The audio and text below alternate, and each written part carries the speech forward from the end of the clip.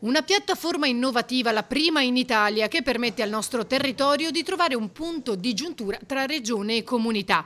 L'ha presentata il governatore veneto Stefani nel corso della conferenza stampa per i 100 giorni di mandato. Venexus è il nome del software.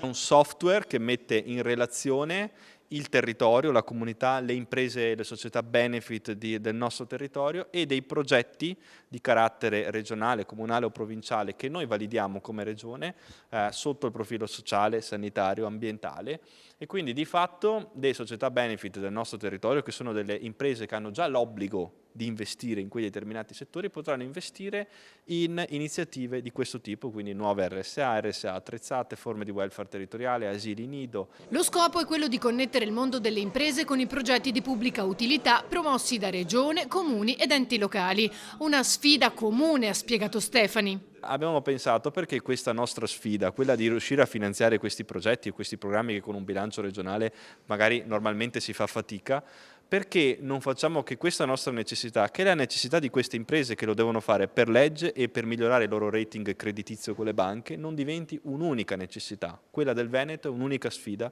quella ovviamente della nostra amministrazione regionale. E proprio per questo siamo la prima regione in Italia. La piattaforma sarà lanciata il 23 maggio al Centro Congressi di Padova. Le prime reazioni sono già positive. Soddisfatto il segretario regionale di Will Veneto Toigo, che annuncia sostegno in tutte le iniziative che possano semplificare la vita alle persone, così come il segretario di CISL Veneto Paglini, che condivide il metodo di collaborazione pubblico-privato da estendere in altri ambiti, e Confindustria Veneto Est, secondo cui la partnership pubblico-privato è la chiave per investire in sostenibilità sociale e ambientale. In 100 giorni di governo Stefani ha raggiunto molti degli obiettivi prefissati, ma non mancano le novità. 69 milioni di euro che dall'approvazione di aprile potremo destinare ad RSA, strutture residenziali per anziani, caregiver, persone che si prendono cura di un soggetto fragile, ma oltre a questo 3 milioni per l'edilizia sociale, strumenti di monitoraggio da remoto, 18 milioni di euro che investiremo per le borse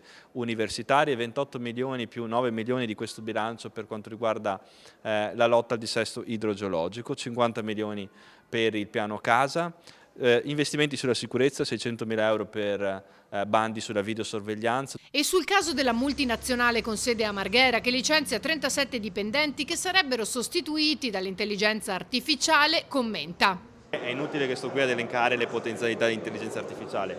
Quello che non è accettabile è che si usi l'intelligenza artificiale come scusa per licenziare se questo poi magari non è reale, quindi andremo a fare le giuste valutazioni in questo caso che ovviamente non ho ancora avuto modo di vedere da vicino.